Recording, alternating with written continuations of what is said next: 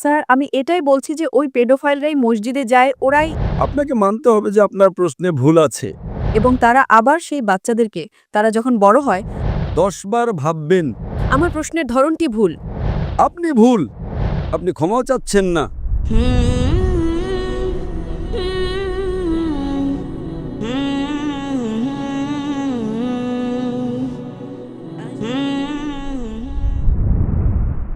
আসসালামু আলাইকুম sir.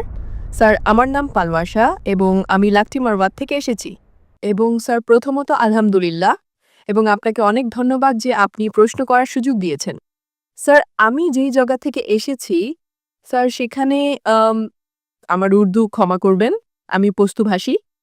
Sir তো আমি যেখান থেকে এসেছি সেখানে স্যার পুরোপুরি ইসলামিক ধর্মীয় সমাজ ব্যবস্থা রয়েছে। সেখানে মহিলারা প্রয়োজন ছাড়া ঘরের বাইরে যান না। স্যার সেখানে মহিলারা ঘরে থাকেন এবং পুরুষরা কোনো নামাজ কাজা করে না। এবং প্রতি বৃহস্পতিবার রাতে শবে জুমা তাবলিগি জামায়াত বা দাওয়াত ইলাল্লার পথে বের হওয়া মানুষদের বয়ান হয়। তো স্যার তারা সেখানে যায়। সম্প্রতি সেখানে একটি অনেক বড় তাবলিগি ইজতেমাও হয়ে গেছে স্যার।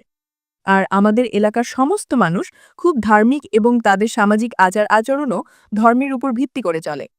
কিন্তু স্যার আমার প্রশ্ন এখানে এটাই যে আপনার প্রজ্ঞার আলোকে অর্থাৎ আপনার প্রজ্ঞা অনুযায়ী এর কারণ কি হতে পারে যে স্যার সেখানে মাদকাসক্তি, ব্যভিচার, শিশুকামী এবং বিভিন্ন ধরনের যেমন সুদ এবং এই ধরনের খারাপ কাজগুলো গেড়ে বসেছে।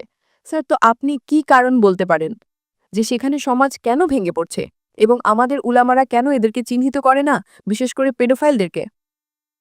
বোনের প্রশ্ন হলো, তিনি যে সমাজ থেকে এসেছেন সেখানকার মহিলারা খুবই ইসলামিক মহিলা। তারা প্রয়োজন ছাড়া ঘরের বাইরে যান না। আমিও প্রয়োজন ছাড়া ঘরের বাইরে যাই না। আর পুরুষদেরও প্রয়োজন ছাড়া ঘরের বাইরে যাওয়া উচিত নয়, হ্যাঁ কি না? আপনি প্রয়োজন ছাড়া বাইরে যান? না স্যার। আপনি যান না, মাশাআল্লাহ। আপনার প্রশ্ন হলো, আপনার সমাজে মাশাআল্লাহ খুব ইসলামিক পরিবেশ, ইজতেমা হয়, কিন্তু সেখানে পেডোফাইল, যদি আমি ঠিক শুনে থাকি, খুব সাধারণ বিষয়। একদম ঠিক স্যার। আর আপনি বলেছেন যে জিনাও সাধারণ বিষয়। জি না স্যার, এখন হচ্ছে বেড়েই চলেছে এবং বিশেষ করে পেডোফাইলরা যারা বাচ্চাদেরকে প্রভাবিত করে ফেলে এবং তারা আবার সেই বাচ্চাদেরকে তারা যখন বড় হয় তখন এই চক্রটি আবার চলতে থাকে। স্যার এটি অনেক বড় একটি গুনাহ যা সেখানে হয়। মন, আপনার প্রশ্নের মধ্যে একটা দ্বন্দ্ব বা বৈপরীত্য রয়েছে। আপনি বলছেন আমার সমাজ ইসলামিক, আবার বলছেন সেখানে পেডোফাইল আছে। স্যার আমি এটাই বলছি যে ওই পেডোফাইলরাই মসজিদে যায় ওরাই। বোন বোন বোন, আপনি প্রশ্ন করেছেন, এবার একটু চুপ থাকবেন। জি স্যার। আপনার প্রশ্ন তো শেষ হয়ে গেছে, তাই না? আমার উত্তর শুনতে চান কি না? জি স্যার। তাহলে আপনার প্রশ্ন শেষ। এবার আমার উত্তর শুনুন। আপনি যে প্রশ্ন করেছেন, আমার মতে এটা একটা স্ববিরোধিতা। আপনি বলেছেন আমার সমাজ খুবই ইসলামিক এবং আমার সমাজে পেডোফাইল আছে। দুটোর মধ্যে দ্বন্দ্ব রয়েছে। কোনো ইসলামিক পরিবেশে পেডোফাইল থাকতেই পারে না। হয় আপনার প্রথম অংশটি ভুল অথবা দ্বিতীয় অংশটি। এটা সম্ভবই নয়। খুবই ইসলামিক আবার চুরি করছে? সম্ভবই নয়। আপনাকে মানতে হবে যে আপনার প্রশ্নে ভুল আছে, প্রথম অংশে অথবা দ্বিতীয় অংশে, হ্যাঁ কি না? সহজ ব্যাপার। আমার সমাজ খুবই ইসলামিক, আবার পেডোফাইল আছে। পেডোফাইল মানে বাচ্চাদের সাথে জিনা করা। হতেই পারে না। কোন ইসলামিক কিতাবে এই কথা লেখা আছে? কোরআন মাজিদে লেখা আছে? কোন অধ্যায়ে কোন আয়াতে লেখা আছে যে পেডোফাইল হতে হবে? কোন হাদিসে লেখা নেই। আপনার এই কথাটি হয় প্রথম অংশটি ভুল অথবা দ্বিতীয় অংশটি ভুল। দুটো কথাই তো সঠিক হতে পারে না। এ কারণেই আপনার প্রশ্নে দ্বন্দ্ব রয়েছে।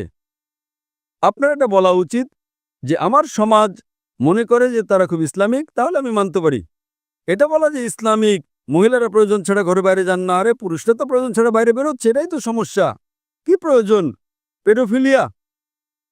এ কারণে কখনো কারোর উপর অভিযোগ আনার আগে 10 বার ভাববেন। এই প্রশ্ন যদি আপনি আল্লাহর দরবারে করেন তাহলে তো আপনি ভেসে যাবেন আমার বোন। আপনার ক্ষমা চাওয়া উচিত, কারণ আপনার প্রশ্নটি ভুল। স্যার আমার এটাই প্রশ্ন যে সেখানে এই ধার্মিক লোকেরাই পেডোফাইল। মন মন, আপনাকে প্রথমে স্বীকার করতে হবে আমার কথা। যদি আপনি স্বীকার না করেন তাহলে আমার উত্তর এখানে শেষ। ঠিক আছে স্যার, আমার প্রশ্নের ধরনটি ভুল। ধরন ভুল নয়, প্রশ্নটাই ভুল। আপনি ভুল। আপনি আপনার সমাজের উপরেই অভিযোগ আনছেন। প্রথমে বলছেন ইসলামিক, তারপর বলছেন পেডোফিলিয়া। দুটোই ভুল। দুটোর মধ্যে একটি সঠিক হবে অথবা একটি ভুল হবে।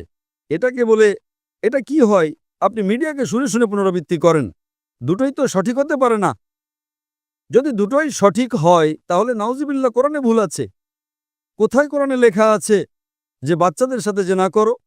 তো অনেক সময় মিডিয়ার এটাই কাজ, অভিযোগ লাগাও, প্রশ্ন করো, যা কিছু বলে দাও।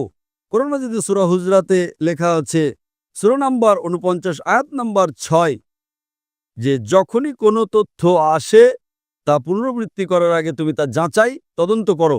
আপনি পুরো মজলিসের কথা বলছেন, হাজার হাজার মানুষের সমাবেশ, ২০,০০০ ২৫,০০০, আপনি বলছেন আমার সমাজ ইসলামিক, আবার বলছেন পেডোফিলিয়া, আর আপনি ইসলামের উপর অপবাদ দিচ্ছেন আমার বোন, এবং আপনি ক্ষমাও চাচ্ছেন না।